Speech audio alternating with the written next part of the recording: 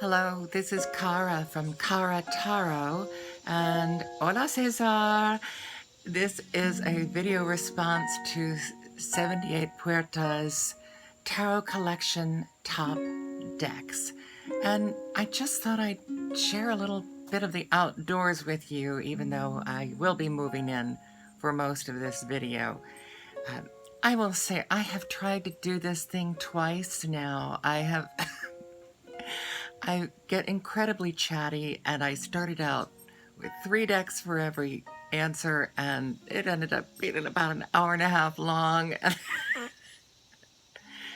I'm also dealing with a pretty severe recurrence of my asthma and combined breathing problems.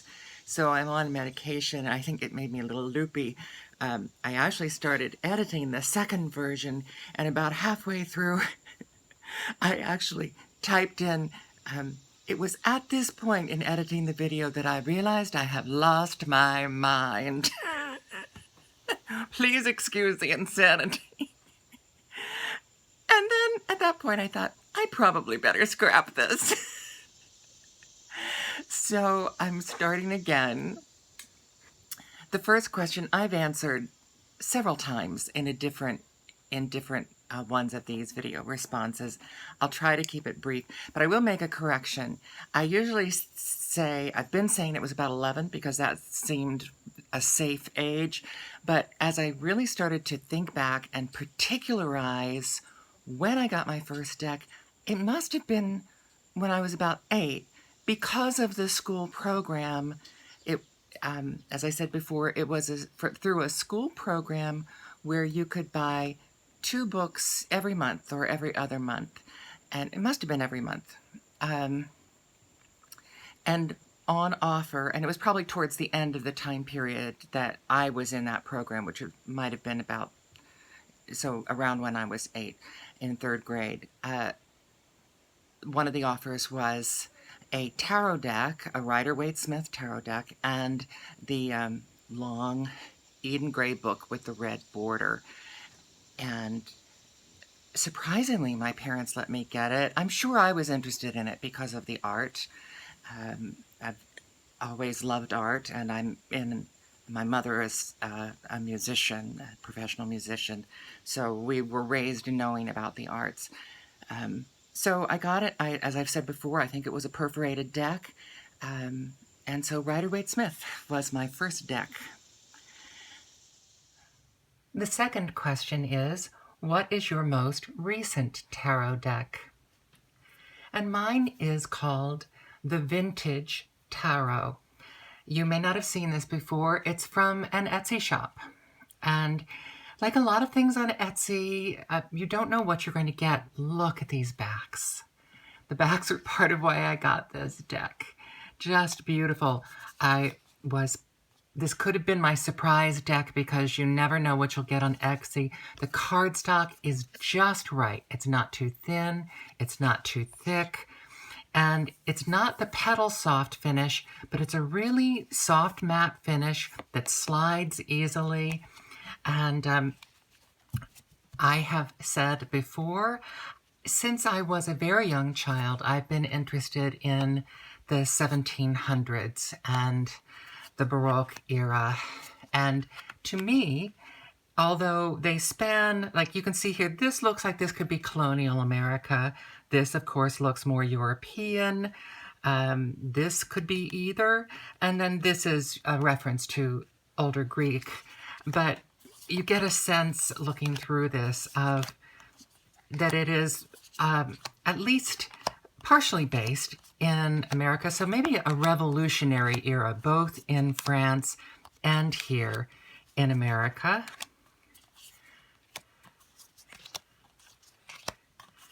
The name of the company on Etsy is this, Schimmelte or Schimmeltai. Very nice box with it as well.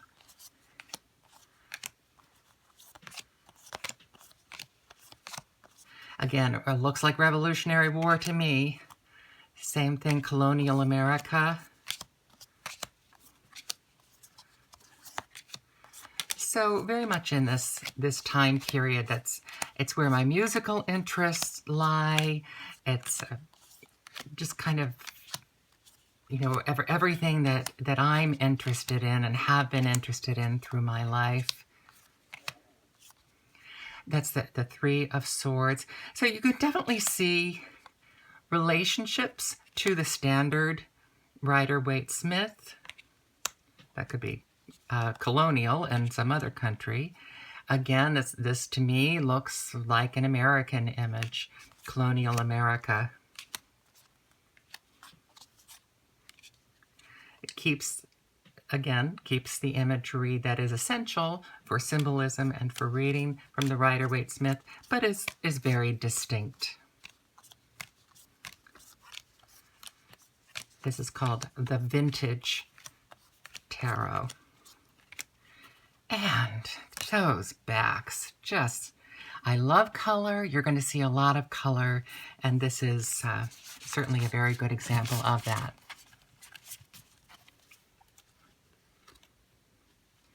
And speaking of color, the next deck is which deck has the best colors. This deck was probably my second deck. Now, as I've said, I've kind of had tarot decks and gotten rid of them over time. This is out of order because I do work with this deck. But I guess about 15 years ago, when I started getting really more serious about tarot for the third time, I got a giant Rider-Waite-Smith, and I got this deck, and for quite a while, these were my only two decks. This deck is out of print, and it's out of print for a very good reason. There is a significant mix-up in the editing of both the Little White Book and the large book. I did get the large book when I got the deck, and the mix-up has to do with the phoenixes. It's common sense. The phoenix should be fire, and tortoises should be water, but they mixed up fire and water. Oh, yeah, see, some of these are upside down because I do use this deck. And it truly is an editorial error because there are mix-ups in the Little White Book and the large books where in one place in the book, they'll refer to the phoenix as fire, and in another place, they'll refer to it as water. And then sometimes, even on the same page, there will be a problem with it. So it has made this deck, at least initially, complex to work with because you had to figure that out. And thanks to anybody that's done an online review of this deck, because it was only by seeing those and by then reading both books more fully that I really understood that they just made an editing error with phoenixes and tortoises. So if you have this deck, phoenixes are fire and tortoises are water, and that will help you tremendously. I love this deck so much for its color, its vivid imagery. You can just see its nature scenes and even its faces. It has so many things going for it that, and the animal suits, that I actually wrote to the publisher. I said, hey, if you ever want to reissue this, I will edit the book for you and fix it. But I haven't heard anything, and I didn't really expect to. Now, as I said, I did this a couple times, and I really pared this down. This, I believe, is the only category where I will have more than one, because this is one of my newest decks, and I think you'll recognize it because it's highly recognizable. It is the Disassembled Tarot. This is my other color deck because how could this not be my color deck? I have mentioned this in other videos. Now it has this rose petal finish, which means it kind of sticks a little bit sometimes. But, oh, ironically, the Feng Shui deck also does. But these brilliant colors, and taking the symbols out, I truly think this deck was just long overdue. It's a brilliant idea. I've contacted the maker and told her that, more personally. I just think this is something that's been needed for years. It can help you learn symbols on its own. It can be used for readings on its own, but I also think it's a tremendously good tool to use. For example, if you're a Rider-Waite-Smith person learning pips, you can lay this out next to the pips, and this will add some of the symbols that you're used to from Rider-Waite-Smith. And actually, I think it could work the other way around too. If you're a pip person that wants to start learning Rider-Waite-Smith, you could start by laying this out next to your pips and just get to know the symbols. But there is no easier pick for color than the Disassembled Tarot. These brilliant orange edges, and these are the backs. All of it just gorgeous. What deck has the best faces? I have a proviso on this in that I really don't care for faces in decks, especially now. There are a lot of new decks that have a lot of, cosmetic type faces of thinking beautiful young women meditating about something. I don't like those decks at all, partially because in those decks, it's just kind of this pretty face, which doesn't have a great deal of meaning for me other than looking like advertising, perhaps because I come from that world of PR and theater and writing, and I come from that world, so it just doesn't appeal to me at all. But on the other hand, there are decks that I have that have very photographic faces, and I find, especially the more they are in close-up, it takes me completely out of the card, and it takes me into like the casting choices of that face, and then trying to read the emotions in that particular face. And so faces don't do it for me. They take me out of reading the card as a whole and into trying to read that person. And so then if that person is not well cast for that card, or if I have problems with it, as in some decks, a lot of the kings are old and the queens look to be about 23 to 28, and I have a real problem with that. I prefer to have, even though it may be historically accurate, there definitely were older kings. Women died in childbirth a lot, and then they'd marry another young one for the childbearing. I get that, and yet it's very irritating to me, and that also takes me out of the deck. So I prefer decks where the age is less explicit for those cards, or where they seem to be more well-matched in many respects, not just age, but where they appear to be a good match. All that to say, so then probably my most face deck that I have is the Mysterious Moments Tarot. This is a deck that actually supplies an alternative king that is a woman for each one of these, and I've already made my choices between them for each deck, and a lot of times, interestingly, my choice as to which I used was not about whether it was the woman or not. It was about some of the surrounding imagery, because this is an image-dense deck. It's so dreamlike and surreal, and so many alternatives in these cards, these court cards. So I'm showing them to you now as I speak over my talking, and you'll see that there's just a great variety here. And then the faces of these, and the court cards are very representative of the whole deck in terms of the variety of faces. It's a marvelous, dreamlike deck. So that's my face deck, the deck with the best faces. Oops, I was wrong. I have two for this one also.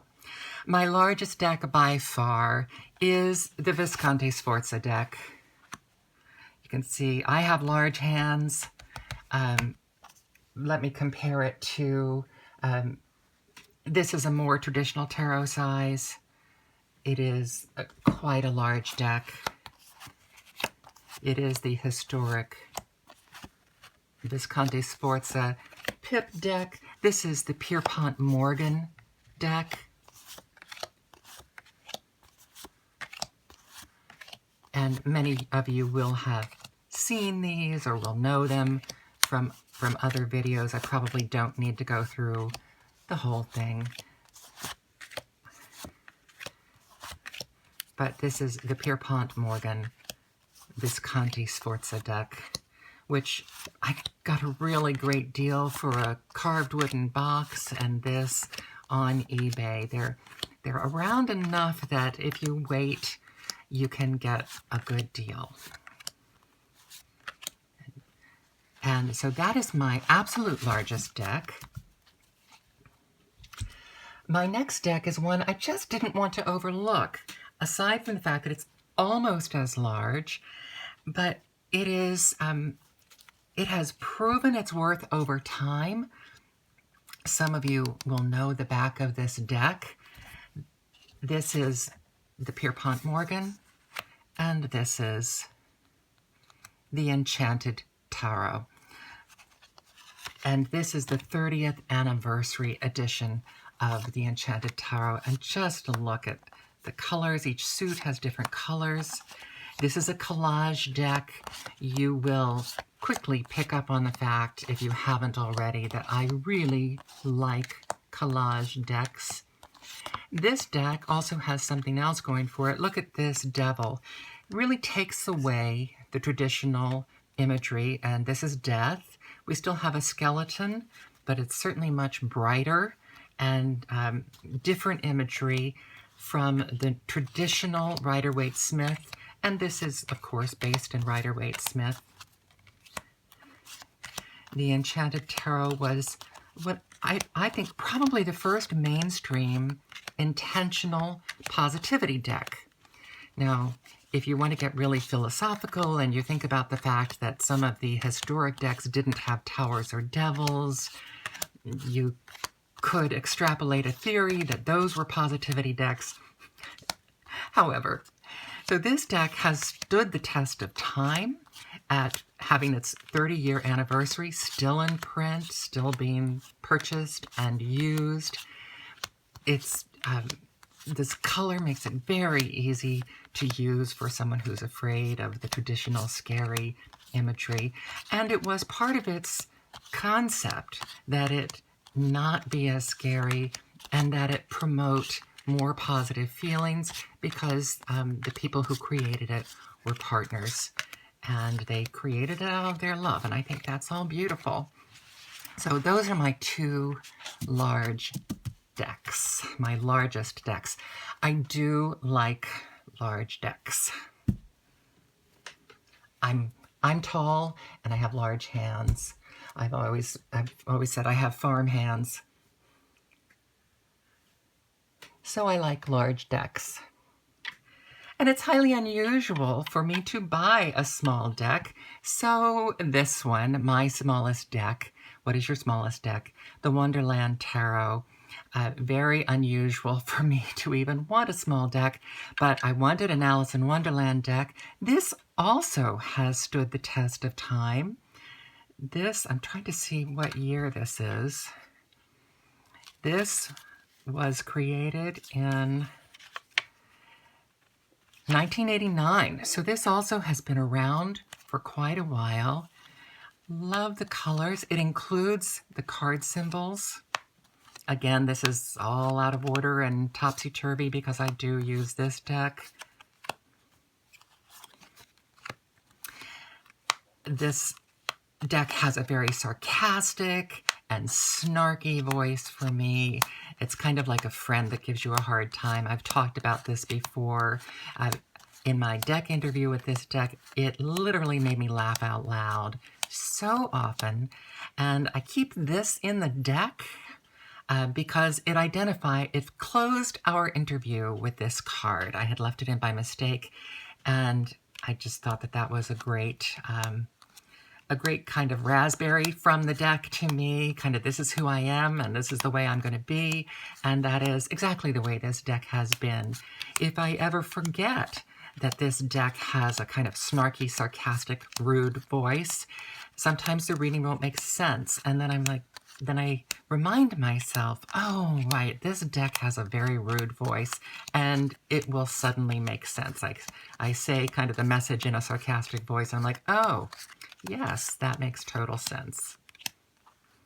And the Jabberwocky is the devil in this, and the Mad Hatter is the fool. Surprisingly not Alice, since Alice in Wonderland is Alice's journey, but the Mad Hatter is the fool.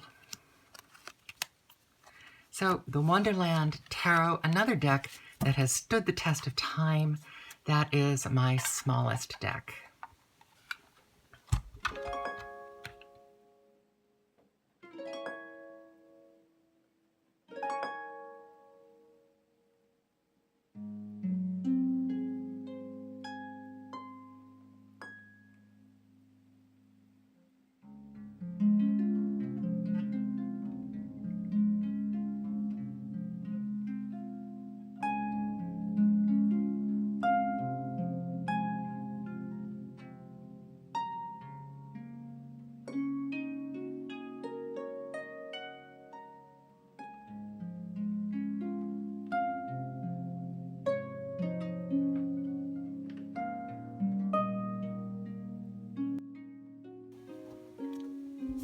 What is your most worn out deck? This is, again, a large size, the Giant Rider-Waite Smith deck. When I realized that I was coming back to tarot for the third or fourth time after walking away from it in my life, again, this was probably about 15 years ago, maybe even 20 by now, I came across this deck, I think in a used bookstore, and I just knew this, with this size, it was really what I wanted. It's what I like to work with, especially as being my main resource deck that I use for everything. I don't need to go through these. I think we all know the Rider-Waite Smith. You can see it's not that worn out. Sometimes I'm not sure this deck really likes me. I think maybe it's jealous that it's not my only deck, if I'm going to anthropomorphize it. So I use it for reference and for study and for reading. I've cleared it a couple times, you know. But you can see more from the box that this is worn out, and considering I don't usually keep it in the box, you get an idea that it's been around. What is my most esoteric deck? My most esoteric deck is, oh, and this is my least esoteric dog. This is Persephone. She's still a puppy. She's a Great Dane puppy. My most esoteric deck is actually one I haven't started working with yet. It is the Spirit Keeper's Revelation deck by Benabel Wen. I got it after it was almost sold out. She only had a few copies left. So happy that I was able to get the Revelation is the 3rd edition. It has more color, and I'm all about color, if you haven't noticed yet. And so I really like that it has a lot more color. As I said, I haven't even opened mine yet because I know it is study intensive, and I'm currently intentionally working through her book, Holistic Tarot, which is, if you know it, it's an excellent book. It's going to be one of those books for the ages in terms of tarot, but it is very academic in terms of its density, and that if you really want to get the most out of it, she has incredible study guides online to work through it. And the same thing is true for the Spirit Keeper's Revelation deck. The pictures that I'm putting up are just random pictures I found online of this deck. Some of the pictures are from her website. It is a very dense deck. It is exactly what spiritually speaks to me in terms of finding the universal theology. If you remember the Joseph Campbell series, The Power of Myth, where Bill Moyer's interviewing Joseph Campbell, that whole series was about finding the kernels of universal theology that transcend any particular differences in religion. And I know from Benabel Wen that the term for that is Prisca Theologica, and that is her intention with this deck, which is combining elements from all of these different world religions to create a deck where all of this blossoms forth in this unity of religious thought from all these various different religions. And she has 2 printable books just for that deck. So it is the most esoteric. Probably the other one that I will mention later, is the Sola Busca, which also will require a great deal of research. I tend to just compile things for later, and that's actually the way I work when I create my music and performance programs. Is I compile a lot of information, I read for years, and then just kind of regurgitate it all in a month as I'm writing. That's my process. So, Benabel Wen's Spirit Keeper's Revelation is my most esoteric deck. Question number 10 is, which tarot deck is the best for shadow work? I am one of the people that think that this term is thrown around a lot in ways that it probably shouldn't be. And I can't remember the name of the person on TarotTube. I think Mary Catherine something, I think is her name. And she imitated Juan Montoya and said, "You keep using this word. I don't think this word means what you think it means." And that's often how I feel about shadow work when I hear people talking about it. So I would just say this is more for exploring things that you don't want to confront. This is the Black Tarot by Victoria Iva, made by Debussy, put out by Debussy. You can see dreamlike images. I'm not entirely convinced that this isn't partially AI, which I usually avoid generative AI. Images like this certainly look very similar to AI images that I've seen before. But I haven't been able to find out for sure. And it's not a deck I would normally have gotten, except for this purpose, that to explore dreams, to explore, yeah, I thought that was the wrong side. That's the back of the cards. To explore darkness, to explore past problems would be the way I would probably phrase it more.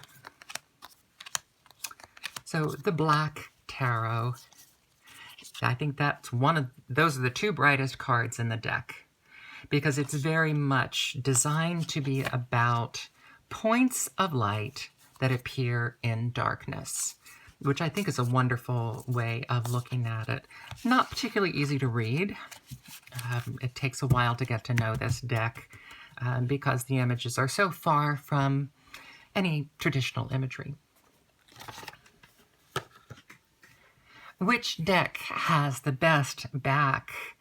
No question. No question.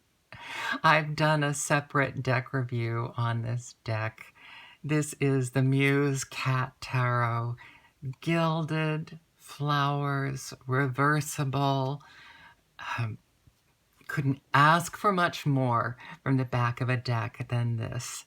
The Muse, M-U-S-E, Cat Tarot. It's by a Korean maker with hot pink edging, gilded edging. I have to say, with a lot of my decks, I'll be thinking about what I might want. And I, in general, do not like dog and cat decks or animal decks. I have very few. I have one dog deck that I like, the Wise Dog deck. And I want a deck that retains the symbols, that retains, this is the Chariot, so basic imagery from the Rider-Waite-Smith deck. There's the Fool. So I want a deck that retains those images so they're easy to read. Just love this. Love this Three of Wands. I love this deck in general. It has the gilding on the front as well as the gilding on the back. It's by a Korean maker, and she kind of specializes in these cat drawings. She does calendars and other things. I got it online at Pinkoi, P as in Peter, INKOI.com. Now, if you go there, you will see they do have some decks that I think might be knockoff decks, but she's a Korean artist, and they are the legitimate source for her artwork, and not just cards, but other things that she creates. And they were wonderful to deal with. I'm considering that it came from Korea. It came very quickly. The only downside of this deck is that the book that comes with it is in Korean, and they have, I wrote to her, and they have no plans to, they have 2 extra cards, black and gold. And they have no plans to translate it into English. But fortunately, the devil, fortunately, these cards are so straightforward, Rider-Waite-Smith. I don't need a deck for this. I can use any Rider-Waite-Smith based book and get the correct meanings for these cards. Just tremendously easy to read. And these are my selections for best back ever.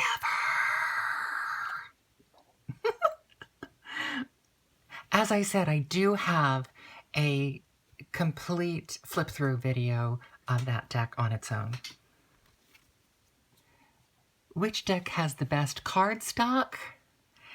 Several other people have mentioned this deck for this prompt, and I agree. It's La Corte de Tarocchi by Anna Maria Donofrio. This could have been my best story deck. I was just saying about the cat deck coming along out of the blue, and when I wasn't expecting it. This deck I had seen, I just fell in love with it, but at the time when I was looking for it, there were only like second buyers who had really jacked up the price, and it was just way out of my range. I kind of thought, well, I wrote it down on a list and said, well, that's one that I would love to have one day, but I just can't afford that. And then maybe a couple months later, a regular tarot store had them available again for a reasonable price, much lower than anything that I had seen months before. And I said, okay, it's mine. And so this is my best card stock because it actually feels like handmade paper. And I think you can see it's thick. It is much thicker than a normal deck, although a lot of my decks are kind of thick. I would say that the excuse me, I am struggling with my asthma. This is probably the normal thickness of a deck. The Feng Shui Tarot is probably the most normal. So you see how much thicker this deck is than a regular deck. And that's how much thicker the paper is. And it is a modern deck made to look historic. And I just adore everything about it. It's brilliant from beginning to end. And this beautiful cardstock just takes it over the top. Continuing on now with question 13. What tarot deck has the best soft, silky touch? This was kind of a surprise to me. This is the Libro de Thoth. This is an Etteilla deck, not to be confused with the Crowley Thoth. This is a Lo Scarabeo deck. And it is a pip deck. It is historic. It's probably, might be out of order. I don't know.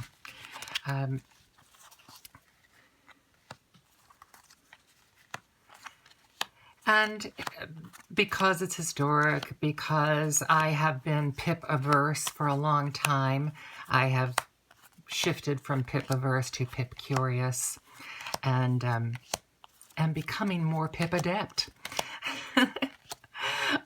But for a long time I set it aside and thought, well, I'll just keep it as an interesting historical deck that I won't really use.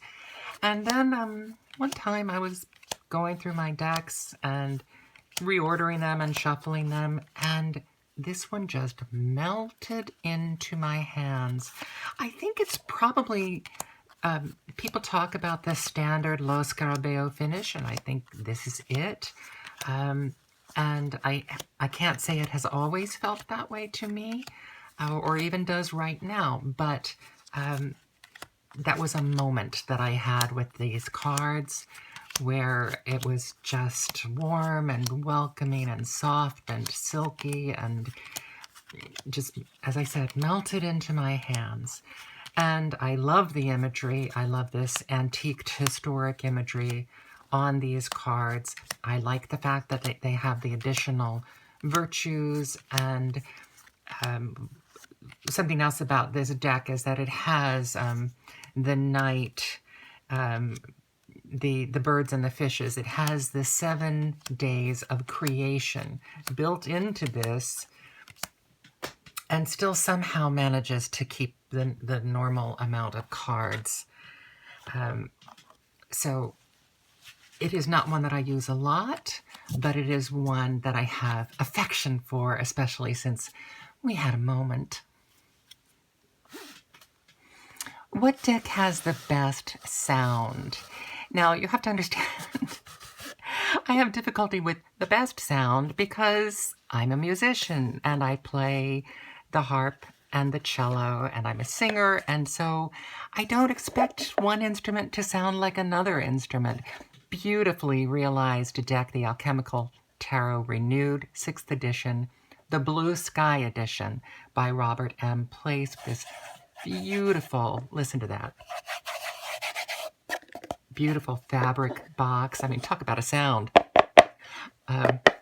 Just beautiful blue fabric box, and I'm a sonic delight in all of its elements. I've talked before about other cards just coming along at the right time. Well, this is the case. I've seen other versions of this deck, but I really like the blue in the sky. And on many, I believe the other versions are all gray. This deck, this version, has more color than others, and that makes it exactly right for me. This deck reads so directly. You can see it's not necessarily pared down. We have the tree, we have flowers, we have the coin, a lion. We have other elements to be read in the cards, and yet so direct. One of the differences in this deck, this particular version of the Lovers was banned from several of the previous printings, and they asked him to do something more mainstream, and so that is the replacement, and he left both of them in. I think that's the only one. There is also an additional truth card.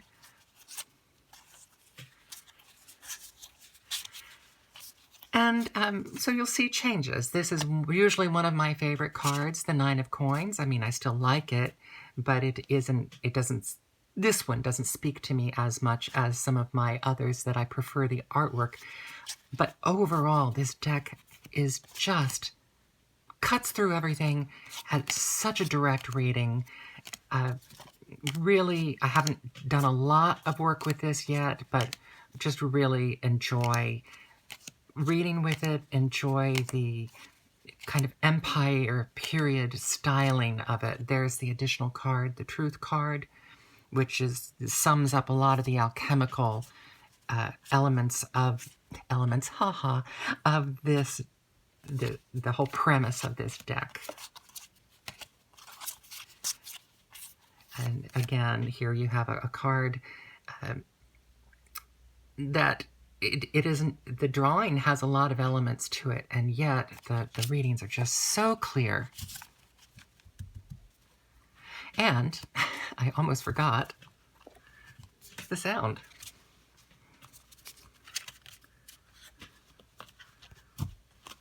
It's not slippery, I'm just clumsy.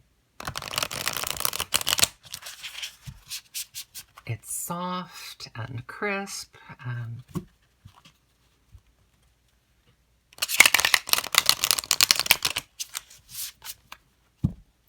I had a couple that were quite the same. I think the weight of this card is very much like my brand new deck, the vintage deck.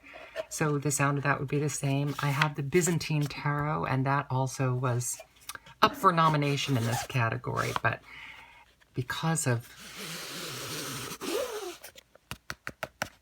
this box that takes it over the edge, his cards are just beautifully produced in every aspect. He has a place in tarot history, and so I would expect nothing less from a deck that he is creating.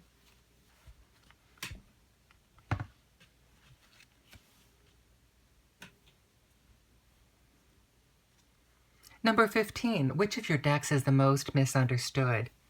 I've actually done a deck review of this deck. This is the Yarn Tarot.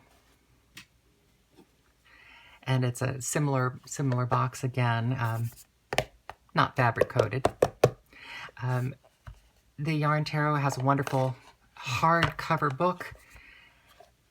Now, from the dates that I can find on this, it is not that as old as I remember it being. This says that it is copyright 2021, but I swear I saw this deck advertised in Vogue Knitting magazine in the 90s. Now maybe it was a different publisher, a different edition of it. My memory could be wrong, but I seem to recall that I saw this when I was doing professional knitting and professional knitwear design, and this deck is misunderstood because it is an affinity deck. It's just like cat decks are affinity decks. It's for people that like cats. This is for people that like yarn crafts. And because it was sold in Vogue Knitting, which I think was kind of a brilliant move, but still I think people just think it's an affinity deck for people who like those cutesy poo things. It's such a good reader. This is so closely aligned to the Rider-Waite-Smith deck that in my deck review I put them side by side to show magnificent strength card. Isn't that wonderful? Whimsical, and yet has everything that you need from the traditional strength imagery. So I just think it was dismissed by a lot of people because they thought it might be goofy or silly or not serious, but it's marvelously designed, thoughtfully designed, very much in tune with the traditional Rider-Waite-Smith. And certainly if you're someone who knits or crochets or weaves or makes your own wool, the fact that it's an affinity deck doesn't change the fact that it's just a really strong deck. The Yarn Tarot.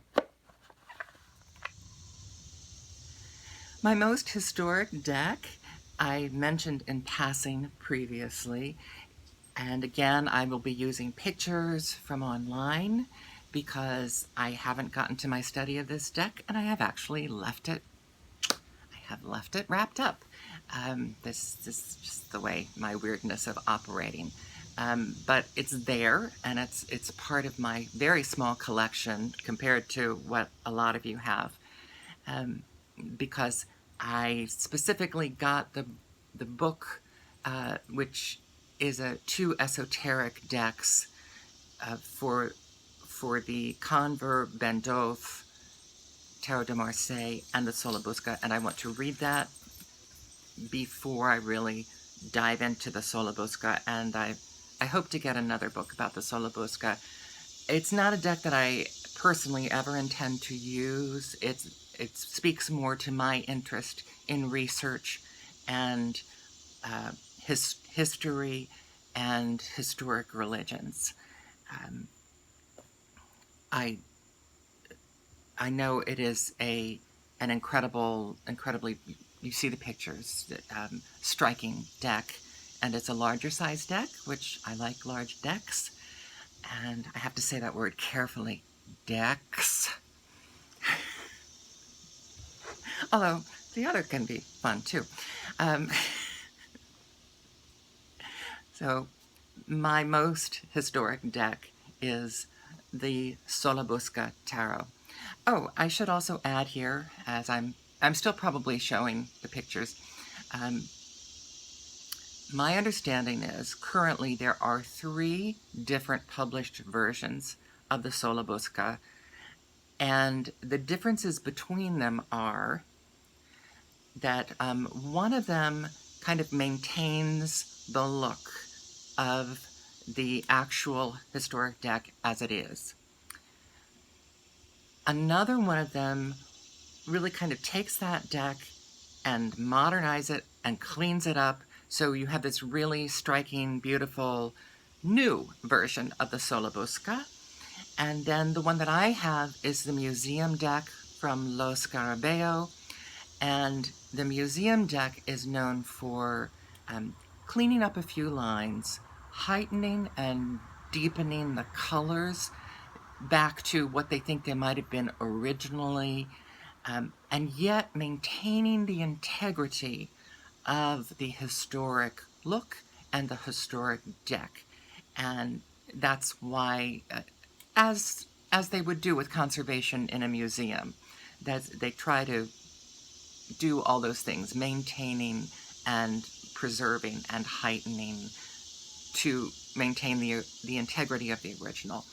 And so that's the deck that I chose, the museum deck from Lo Scarabeo. And that is my most esoteric deck.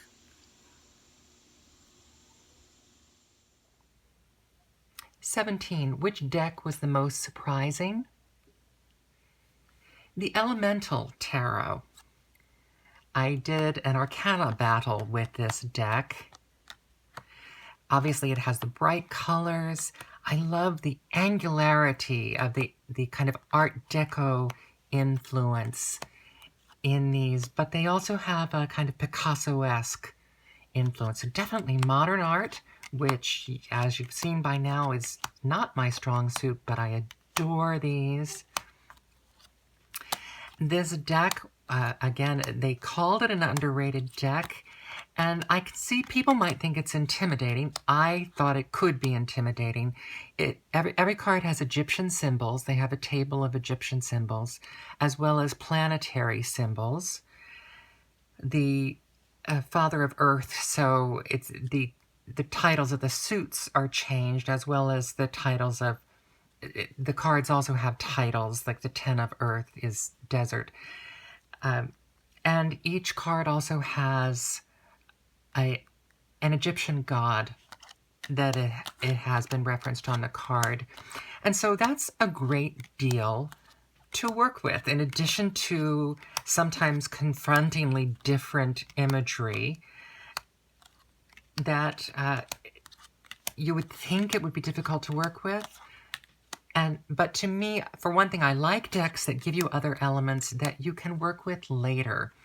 And that's exactly what I've done with this deck. It reads beautifully as a straightforward Rider-Waite-Smith deck, just with the different changes of the names. You don't have to use all those other symbols. You can just use this bright artwork for fun, and then use the imagery to play off of, knowing the Rider-Waite-Smith general terms for those equivalent cards. Then, when you're ready, and I have started delving into this, you can start looking up the Egyptian symbols and figure out what that Egyptian goddess means within the context of this deck.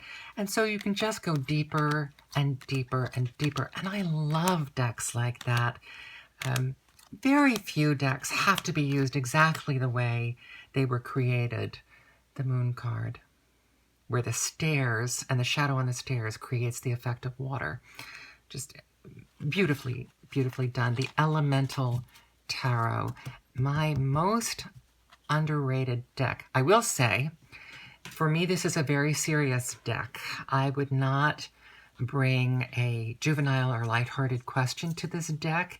It is a deck with depth, and it wants a certain degree of seriousness. It's not necessarily tough, because it has a sense of humor as well, but a strong, serious deck.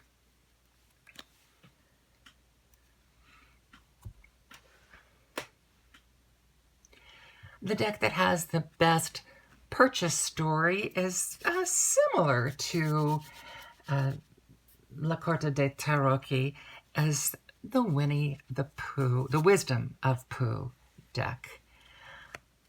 This one gets this story because this was my dream deck.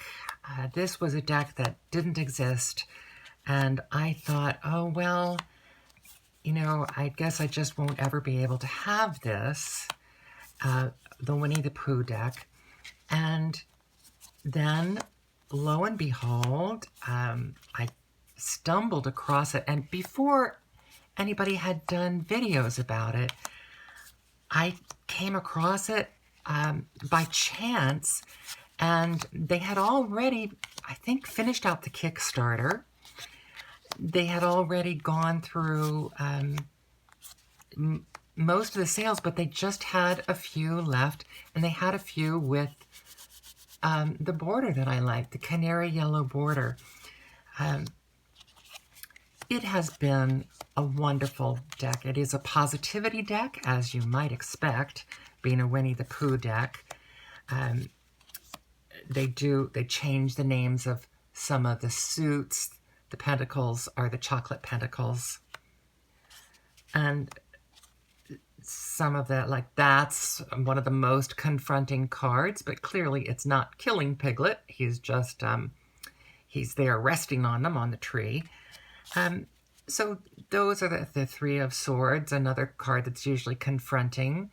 So you can see how they're softened, but they retain their elements that are needed. It's a very smart card. You can look at this and right away see the similarities to the Rider-Waite-Smith deck, but yet this is intrinsically Winnie the Pooh.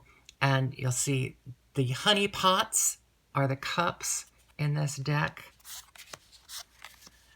So that's my best purchase story. Is sometimes when you really want something, it just kind of shows up, and at just the right time. They are now in their printing of the next version of the deck.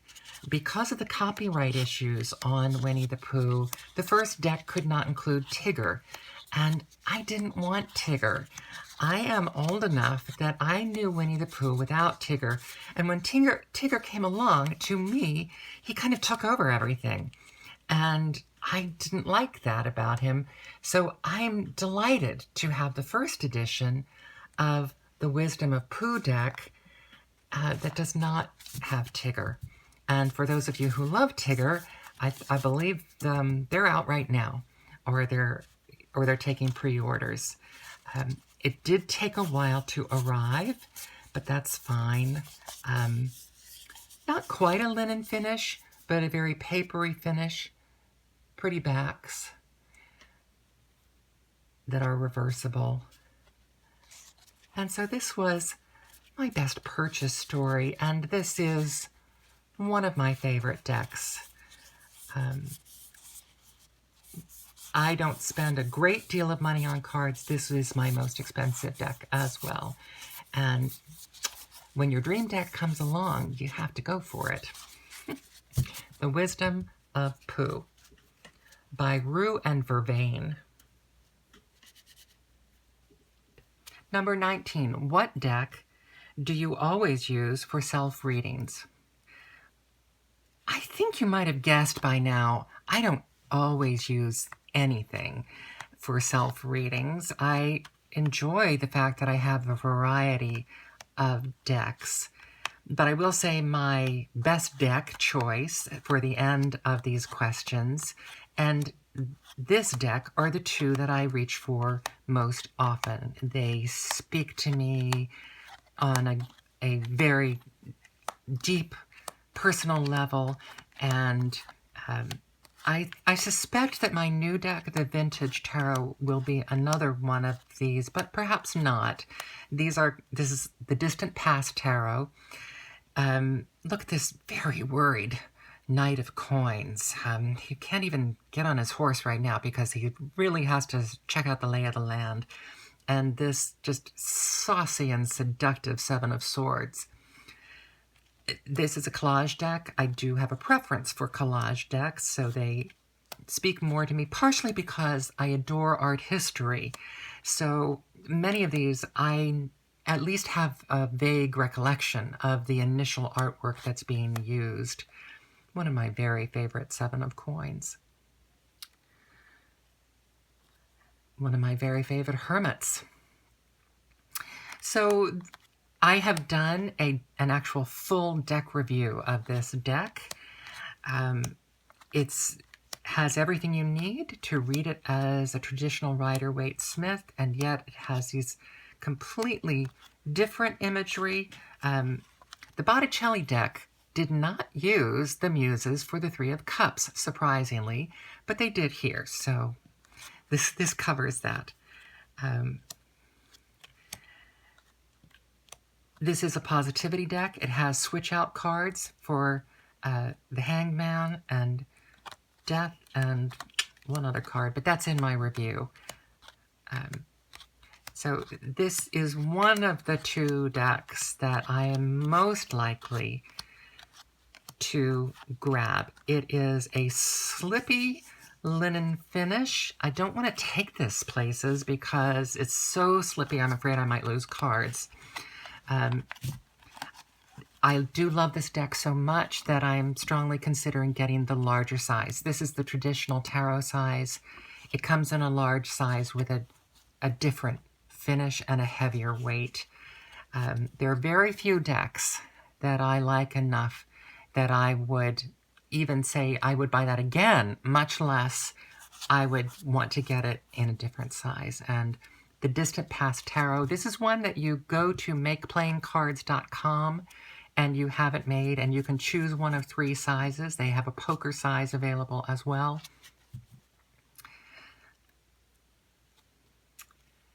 Next is number 20. Which is the most difficult deck to master? You might have figured out by now, I like decks that are difficult to master, and I have some decks that I get that I'm not even sure I even intend to use, but that I buy as research and study decks. Which is the most difficult deck to master? This is one that I've worked with, Antique Anatomy. One of the reasons it's difficult for me is that this imagery is very difficult for me. It reminds me of dissection, and so it's been confronting for me. So I worked with it for a while, and then I set it aside and thought I might even give it away. It's also basically a pip deck. It is... That's the Ace of Rods. So it's basically a pip deck, which again is not my strength or my favored thing. I specifically got it to be kind of for Halloween or Dia de los Muertos, and something that was not specifically Dia de los Muertos, so that could be used year-round. It just, the dissection aspects of it creeped me out. And then I found a wonderful series devoted to working with this. And of course, I'm blanking on her name right now. I will put a link to that. And it really helped me think about it in a different way. Of course, they all are the floral and herb and nature elements. Look at that Wheel of Fortune. Isn't that fascinating? Nature elements in this deck. But it's still, for me, hard to get into. And I haven't spent a great deal of time with it, even though I feel like I have this better window on it. And that's the Devil card. The last card in the deck, as I'm saying, I don't want to work with it very much. Okay, I got the message from you. I got it. Okay, I hear you.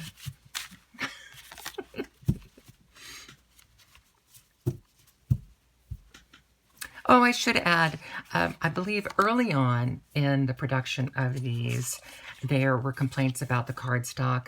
They improved it. It's still on the lighter side, but it is not the papery cardstock that people complained about in the, I guess, the first printing or the first go-round. Now, one that definitely does not have light cardstock, and is my other one that for a deck that is hard to master, is the Swagatam Tarot. It adds a different suit. It adds a fifth suit, and I love decks that give me something extra.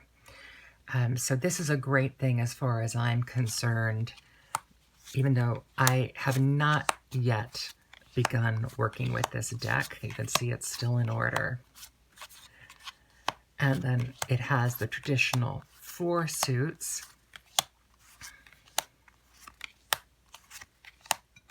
The name Swagatam means Sanskrit, and as I say in the guidebook to this, the additional suit is smoke, meaning ether in their initial intent, but they also say that if you are a Chinese medicine practitioner, that you could go ahead and use that additional suit as metal. So this is definitely a world deck, and that is another one of its appeals to me, learning more about the imagery and the culture of another place and their faith systems, even though it may not be my own.